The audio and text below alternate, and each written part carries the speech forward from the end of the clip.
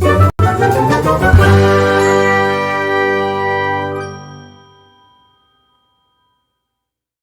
friends, welcome back to my channel. In today's video, we're going way back to when tags were popular. Although I have seen this one coming around. So this is the quarter year crisis book tag. And basically we have the midlife freakout tag, and then we have the end of the year like wrap-ups and end of year tags. So I'm not sure who created this, but if I can find out, I'll link it down below. I believe it was created a few years ago, and we're just like recycling the same video because that's all it is. I mean, that's what the midlife crisis or the midlife freakout tag is anyway. So this has 8 questions, so I'm probably just gonna go through it real quick. And the first one is, how many books have you read so far this year? And I am reading my 86th book this year. So I guess I finished 85 books. Have you already found a book that you think might be a 2024 favorite? Yes. In fact, I just made this video about the top 5 books of 2024 so far, but one in particular that I think might be a new favorite of all time, at least within the top like 10 books for sure that I've ever read, would be To Kill a Mockingbird by Harper Lee. I went into this really thinking that I was gonna hate my brother-in-law's favorite book. I really had super low expectations for it, and it blew me away. I was a sobbing mess with this one. So it's a classic, which scares me so badly. But it's a lot about like racism, and I really loved Scout because I think she's in 2nd grade when you first meet her, I believe, which, you know, I mean, whatever. I'm not a 2nd grade teacher or anything, you know.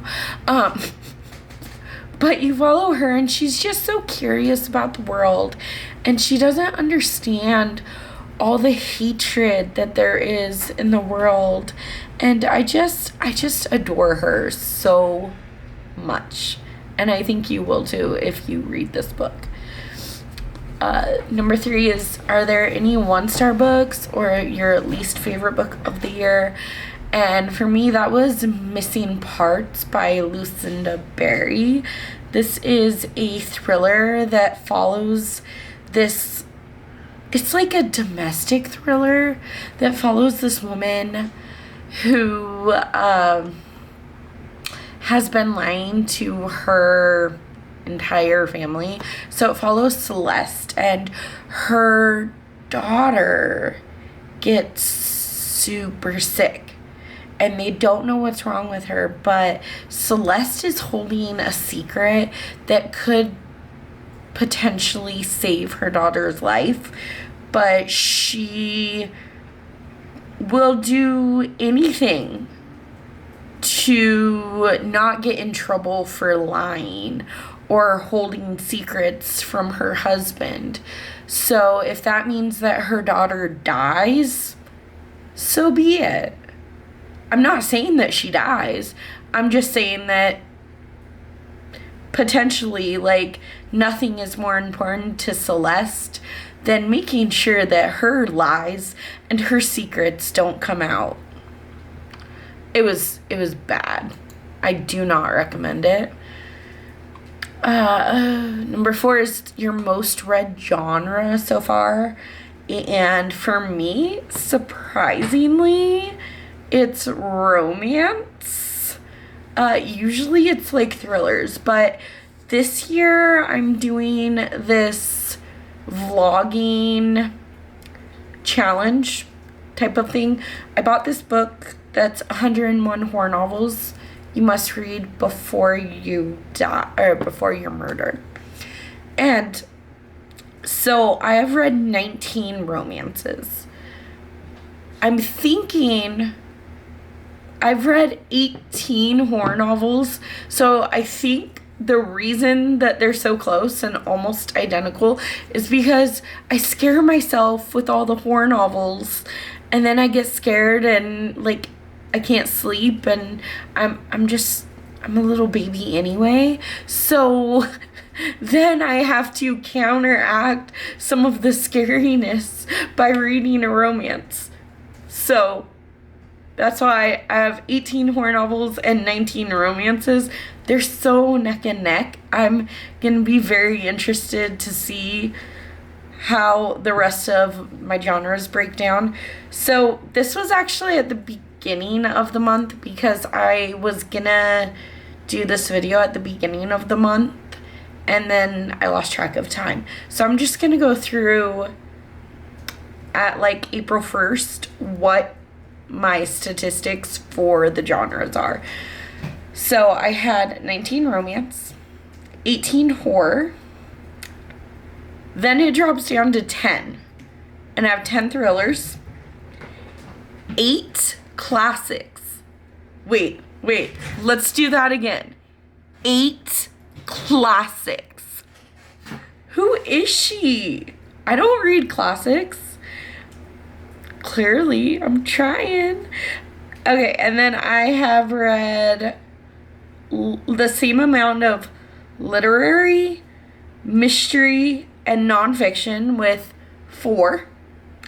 Then I have 2 historical books, just regular historical fictions, and 1 contemporary. I have no idea who she is, but that's okay. Then, oh, I didn't even remember this one. So there's a book that surprised you. And for that one, I'm going to go with this book by Max Booth III. It's like, and everything is okay. No, it's not that. And sometimes the world... Ooh, let me figure out what it's called, but I absolutely loved this novel. We Need to Do Something by Max Booth III. So this was a shock because I don't even remember why I read it. I think I had it on Kindle and I was trying to read some of my Kindle books. But in this novel, it's a novella, and it follows this family during a tornado warning. Apparently, during a tornado warning, if you go into a bathtub, it's supposed to protect you. But things get wild. Like, I literally can't tell you anything else other than things go off the chains. And they're stuck in the bathroom for like a week. And you're mostly following from Violet's perspective, who is the teenage daughter. But there's also like her little brother and her 2 parents. And there's something going on that is like a whole part of the story. So it sounds really boring. It really sounds stupid. Like, oh, okay, well, there's a tornado coming and they go in the bathtub and they're stuck in the bathroom for a week. But there is so much more to it. And there's so many things that happen, but I can't tell you because it's so short and like I feel like it would be spoilers, but it's so amazing. It's such a haunting, beautiful book. One of the scariest things I've read this year. Yeah, I'm going there. Okay, number 6 is a book that's come out in 2024 already that you want to read but haven't yet. Is Just for the Summer by Abby Jimenez. This came in my last book of the month box for a while. I would literally read a grocery list from this author. I would read anything that she wrote, so I don't really know much about it. It's just a romance because that's Abby Jimenez. But I don't... It says 4 dates, a kiss, and a breakup. That's all it will take to find their soulmates. And I don't want to know anything. This author.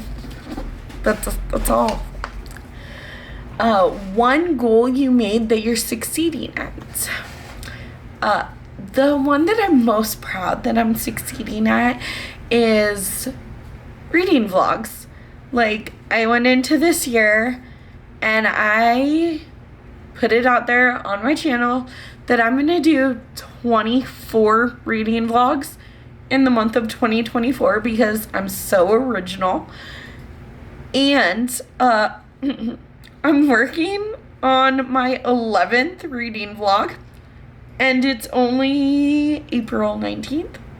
So I feel like I'm going to be able to get there. I'm pretty proud. And they're not just like reading vlogs where I pick up the camera and I read for a week. No, most of them are themed and have other stuff going on. Some of them are just primarily me reading, but they're themed, which is huge for me. And then this is the final question. One goal you made that you need to focus on. I have a couple that I need to still focus on, but the one that immediately came to my mind was I made this video going through all 19 literary fiction books that I have physically, and I said that I wanted to read at least 13 of them. But when I did my breakdown of how many literary fictions I've read, I've only read 4 this year, which is not terrible. It's like 1 a month. But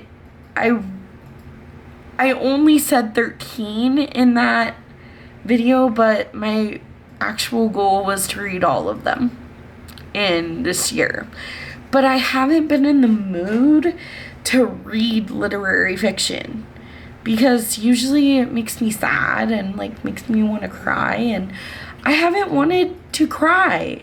I just want to like read some happy romances or some scary books. I've been loving my scary books lately. So I guess that's my my quarter life crisis tag. Don't forget to smash that like button and subscribe to my channel if you're new around here. I will catch you in the next video.